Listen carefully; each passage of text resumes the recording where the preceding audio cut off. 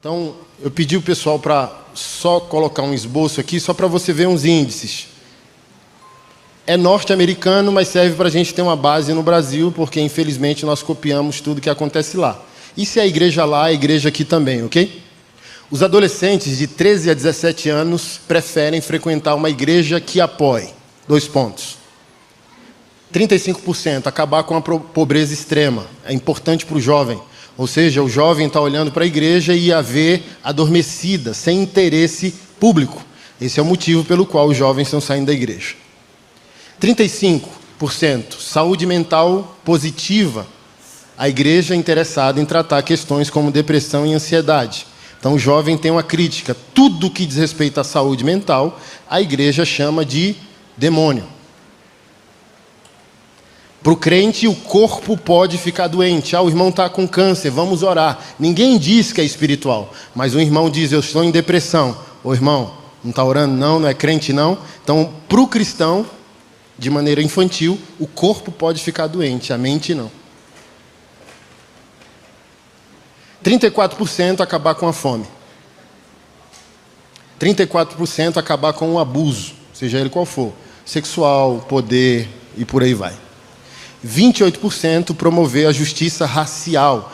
John Piper, que é um pastor batista norte-americano vivo, veio, e ele é redneck, né? Redneck é o americano clássico, o brancão com o pescoço queimado do sol. Ele veio escrever livros sobre o racismo tem 4 anos, ou seja, ele já é idoso. Quanto tempo ele se calou por uma questão que é estrutural nos Estados Unidos? Cheguei semana passada, fiquei 30 dias lá, é assustador. Lá os verdadeiros racistas, Nova York, Louisiana, são os pretos. Por quê? Um tipo de vingança social. Agora eu tenho um instrumento de revanche. Em Louisiana é marco histórico a primeira lanchonete a servir o café para negros e brancos. Você é negro? Pode entrar e tomar café aqui junto com a gente. Então, há uma ferida social que só o evangelho pode curar, que separou pessoas. Então, os jovens estão interessados nisso. Aí o pastor diz, não, bobeira, o importante é salvar a alma. Não, tem pecados do indivíduo e tem pecados sociais e estruturais que a igreja precisa estar envolvida. 13.282 adolescentes de 13 a 17 anos foram consultados, né, sobre essa pesquisa do Instituto Barna, que é um instituto americano. O texto que eu mandei você abrir, em Mateus 5,13, diz, abre aspas, vocês são o sal da terra, mas se o sal perdeu o sabor, para que servirá? É possível torná-lo salgado outra vez? Será jogado fora e pisado pelos que passam, pois já não serve mais para nada. Vocês são luz do mundo. É impossível esconder uma cidade construída no alto de um monte. Não faz sentido acender uma lâmpada, depois colocá-la debaixo de um cesto. A igreja gosta muito de afirmar que está sendo perseguida, e ela será perseguida se ela for fiel. Mas esse texto reforça a tese de que existe a perseguição por causa da inutilidade, por causa da omissão. Uma coisa é nos prenderem porque pregamos o evangelho. Uma coisa é nos prenderem porque somos fiéis à tese e à prática de todos os homens da fé, inclusive de Jesus. Defendemos as ideias desses homens, mas também imitamos sua vida. Enquanto o deputado e pastor Tiago Manzoni falando do que conservar, minha cabeça já vai pensando na antíntese, porque todo cristão gosta do radicalismo, que a agenda gay está destruindo o mundo. Mas esses mesmos cristãos não querem debater agressão doméstica, violência doméstica, abuso sexual nas famílias evangélicas, abuso sexual dentro da igreja evangélica. Ou seja, não é apenas as agendas progressistas que estão nos perseguindo. Nós vamos conservar uma morte viva? Nós vamos conservar uma teoria de que nós somos portadores da verdade, mas o nosso comportamento é condizente com a nossa tese? O marido é fiel? A esposa é fiel? A família é cristocêntrica? Eu estou casado com a mulher certa, ela detesta carteirada. Então, por exemplo, a gente estava com alguma necessidade com o SUS há alguns anos. Aí o cara falou, eu posso cortar a fila para vocês. A minha esposa dá um pulo de 100 metros, você é louco? Quantas pessoas estão na fila para uma cirurgia? Mas, por exemplo, estava nos Estados Unidos. O zelo que a gente tem por nós, eu não tenho pelo outro. Uma velhinha de 70 e poucos anos, numa fila de mais de 95 pessoas, um abuso na rede do SUS, um destratar dos profissionais de saúde, tanto enfermeiros quanto médicos. E aí trouxeram a informação para mim, quebrou o fêmur, 60 mil reais a cirurgia. Aí você pode dizer, pô, você está numa agenda lá nos Estados Unidos, o que você tem a ver com o problema aqui? Tudo, porque eu não quero ser esse sal que perdeu o sabor e vai ser pisado pelos homens. Eu não quero ser acusado como pastor e crente por omissão, sendo que eu tenho poder de resolver o problema se está ao meu alcance. 60 mil. Aí eu falei, eu não tenho, nem sempre a gente tem dinheiro, mas a gente às vezes tem amigos certos, nos lugares certos. E eu falei bem assim, para o próximo eu vou dar carteirada, para mim eu não dou. Mas para o próximo eu dou. E dei. Um dos meus melhores amigos, irmão na fé, é um dos maiores fisioterapeutas da cidade, ou seja, trabalha com isso. Aí eu falei, macho, seguinte, e ele tem uma gratidão, ele tem uma dívida comigo. Quando as pessoas falam, obrigado, você ajudou a transformar meu casamento. Eu falei, me deve um café, me deve um açaí, eu cobro mesmo. Se for para servir o próximo, eu não tenho vergonha nenhuma. Peço dinheiro, peço acesso, vamos embora. Falei bem assim, ele me deve. Ele estava no leito de hospital, maratonou as pregações do Machonaria, transformou como um homem, entendeu a responsabilidade dele com a esposa. Ao ponto que ele pagou a dívida dela que ele não queria pagar. Uma dívida do passado dela de 71 mil reais. Ele falou, tenho nada a ver com a dívida dela, daqui para frente. Aí ele entendeu comigo que ele casa também com os defeitos da esposa. E ele entendeu, a dívida é minha. Ela é minha mulher. Eu casei com os problemas dela. E foi lá e pagou. E ainda me deu o dízimo da dívida, 7 mil reais. Aí eu falei, ele me deve. Falei, e aí? Aí ele é professor de pós-graduação de quem? Ortopedistas de Brasília. Aí falou, o cara do hospital é meu aluno. Aí eu falei, então resolve, macho. Eu estou disposto a pagar os 60 mil, resolve. E resolvemos. Então quando a gente, a política não é para a igreja, a gente está falando de coisas assim, gente. Uma senhora de 70, 80 anos gritando de dor dia e noite, para aguardar, Deus sabe quando, uma cirurgia. Então a gente não está falando de politicagem, a gente não está falando de partidarismo, a gente está falando de quê, igreja? Serviço ao próximo. Por exemplo, José de Arimateia era um discípulo rico com influência política. Ele fez um acordo político para ter o corpo de Jesus. Olha que interessante, o jovem rico, Jesus pediu tudo, mas a Bíblia fez questão de dizer, Jesus tinha um discípulo rico chamado José. E a cidade dele é de Arimateia. Então esse cara teve o dinheiro para pagar o funeral. A Bíblia fez questão de dizer, ele cobriu o corpo com linho finíssimo. Dinheiro. Jesus foi sepultado numa pedra virgem. Dinheiro, é funeral de classe média. O pobre era enterrado como indigente. E diz, precisamos da liberação de um corpo. Mas um apóstolo, que é um cara da fé, um perturbador social, as autoridades não iam dar ouvido, mas deram ao discípulo rico, porque ele tem acesso social. E dizer, esse cara que vocês mataram é meu mestre, eu preciso enterrar ele. Tem que falar com quem?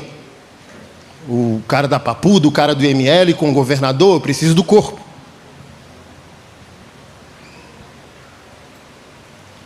Então quando a gente diz que toda mesa de trabalho pode glorificar a Jesus, inclusive essas ideológicas, filosóficas, políticas, a gente não está falando de se perder, a gente está falando de não se pode fazer uma cidade brilhar e esconder ela. A igreja é uma cidade, tem legislação própria, tem recurso próprio correndo na corrente sanguínea dela.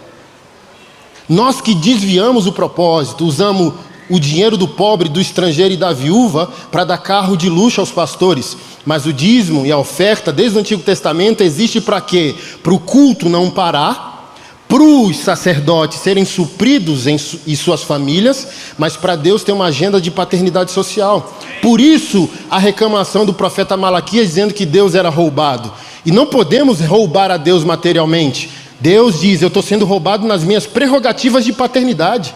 Eu não posso cuidar do pobre, eu sou espírito, estou invisível. Estou invisível. Jesus, Tô invisível, tô invisível. Vocês são a minha parte visível, porque me desonram. É a mão de vocês que eu quero usar, é os pés de vocês que eu quero usar, é a conta bancária de vocês que eu quero usar. Mas vocês me roubam em quem sofre. A igreja está perseguida, os gays estão destruindo a igreja. Por favor. Cada problema na sua esfera. Está aqui? Tem momentos da gente fazer apologética, discutir ideias e não discutir pessoas. Mas a maioria dos nossos problemas foram criados por nossas omissões. E a gente está perdendo quem? Os jovens. Porque, irmão, todos nós somos revolucionários dos 15 aos 25, 30. Todo mundo quer tocar fogo no mundo, os pais não prestam. Que mundo é esse? A gente está protestando, eu sou capitalista com iPhone, que o pai... É o desencontro do coração humano, cheio de angústias, respostas não respondidas, que encontram lugar no progressismo. Um sábio homem disse que quem não for progressista aos 15 não tem coração. Mas quem não for conservador aos 40 não tem cabeça.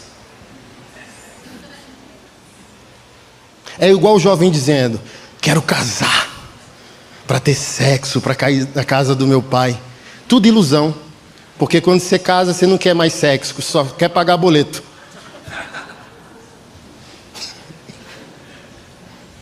Mas quando a gente é jovem, a gente tem essa ilusão. Um mundo melhor.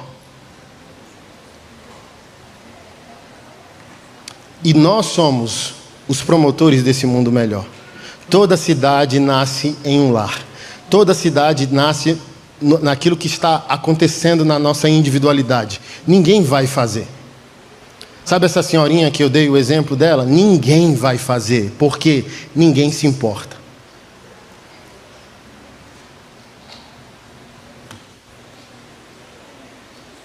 Se o sal da terra não fizer, ninguém vai.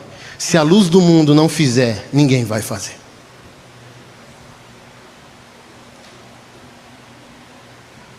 Então precisamos agora ser mais claros com a nossa juventude. Por que cremos como cremos? Por que defendemos o que defendemos? Por que defendemos as ideias que defendemos? Por que nos comportamos como comportamos? E o jovem está refletindo por meio dessas angústias.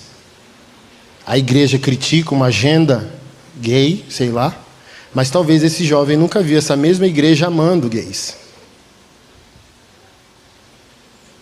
Aberta ao diálogo no que é possível. Então que a gente não reclame ao ser pisado pelos homens, porque vai ter coisas que são pela nossa inutilidade. Vocês são tão inúteis que eu desprezo vocês. Que nos persigam por causa da nossa utilidade. Ser sal é ser intrometido. Perguntam para nós, nosso ministério, do pastor Flávio, ele deve ter os números dele. No nosso ministério, nós já investimos mais de R$200 mil para cirurgias reparadoras em transexuais e travestis. Quando me confrontam dizendo, o que você tem a ver com a sexualidade alheia? Na verdade, nada. Eu só queria que vocês acordassem para o seguinte fato. Na hora do empoderamento, as esquerdas, em suas ideologias, apoiam essas pessoas. Na hora do arrependimento, elas estão sozinhas. Extrema esquerda e extrema direita abandonam uma pessoa em metanoia. O fariseu, cristão fariseu, diz, não é problema meu, ele botou peito porque ele quis. Só alguém que é batizado pelo amor do Espírito Santo diz, pensa como pai, pensa como mãe.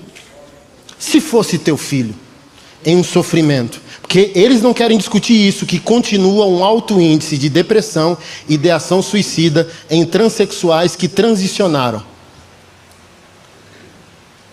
Ninguém quer discutir. Eles procuram quem? A igreja. Eles procuram quem? Homens e mulheres de Deus disponíveis a saírem da caixinha do óbvio, que são as nossas quatro paredes. E a gente começa a discutir assuntos que importam. Tatuagem é pecado, sai dessa página, você que é pastor aqui, sai daí, irmão. Sai daí. Ah, o pastor Anderson, eu não gosto dele, ele confronta pastores e gosta de rock and roll. Assim, ó, dá nem pra gente começar um debate. Sai do berçário gospel. Vem pra maturidade.